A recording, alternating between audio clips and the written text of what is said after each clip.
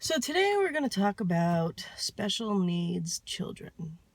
Um, yeah, I'm a little sunburned. We've been on vacation for about 5 days, and vacation with special needs kids, depending on what their needs are, can be a challenge. Now, it can be exciting too because, oh, look at this. Anyway, it can be exciting too because there are things that they will experience that are just so exciting for them, and you can see it in their face, you can see it in their eyes, you can see it in their mannerisms, and they can barely control themselves, and that's just awesome.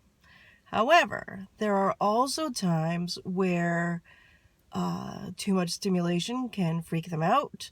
They can be happy, happy, happy, and then not so much. um, so we try to make plans for vacation, and we do our best. Um, and having, yeah, sorry, bad hair day. It's vacation. What do you want? Anyway, so we try to do what we can to make sure both of our youngest two kids have all their needs met. Sometimes it doesn't work out. So we planned to be away camping from last Thursday through at least this Thursday. And last night we had to come home.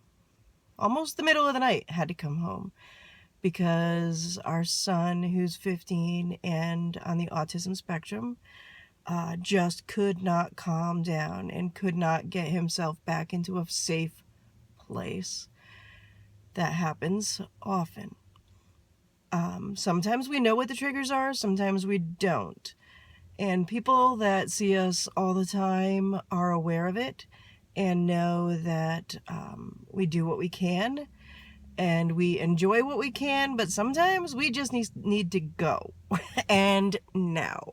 There's no explanation. We just hit the road as fast as we possibly can and get everybody back into a safe place that they understand is safe. And that's about it. So our vacation is cut short. Now, a normal person would say, okay, so you went home and you still can have fun. It doesn't work like that. Um, Feelings get hurt. Our son gets upset because he hurt somebody physically or emotionally. And then other people get sad because he may have broken things or even hurt them. And that's a bit of an issue. So, and of course, the quickest way to recover is for everybody to get back to their normal routines. And although I will take another couple days off so I can clean their rooms undisturbed, which I really need to do, yeah, you should see rooms of special needs kids. They can't even begin to figure it out. And then my husband will go back to work, the kids will go back to their summer programs, and I will finally get some cleaning done. But that's not the way it was supposed to be. We were supposed to be sitting by the pool or sitting by the beach. We did that for a few days. The last couple days, though, our son really struggled. So if you have friends, the moral of the story is if you have friends who have special needs children, they don't have the ability to just have fun sometimes. As a parent of special needs kids, you have to be on guard all the time. We have to watch for who's looking at who's misinterpreting what somebody's saying, who's thinking they're understanding what somebody's saying, who doesn't understand that it gets darker later at night now, doesn't understand that all their friends are doing something, but they can't. And they can't because their schedule needs to be so strict. For example, July 4th, we stayed up late so that the kids could see the fireworks. I knew that might be an issue.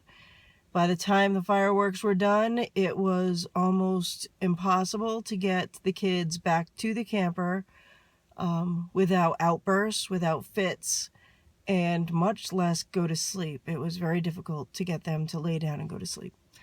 And then the day after, you have to deal with the after effects of everybody going to bed late, their medicine being given at different times. We try to stick to a schedule as much as possible, but giving medicine at 5 o'clock is okay if they're in bed by 8 o'clock. It's not so okay if they're in bed by 11 o'clock. So anyway, be really cognizant of your friends and their struggles with special needs kids. They don't want your pity, they don't want your sympathy. They just want understanding, because it's hard enough raising them to have to deal with criticism that so-and-so's antisocial or so-and-so just doesn't want to be with us. It's not about that at all. It's always about the kids. Everything's about the kids and what's best for them. So, signing off. Love you guys. Bye.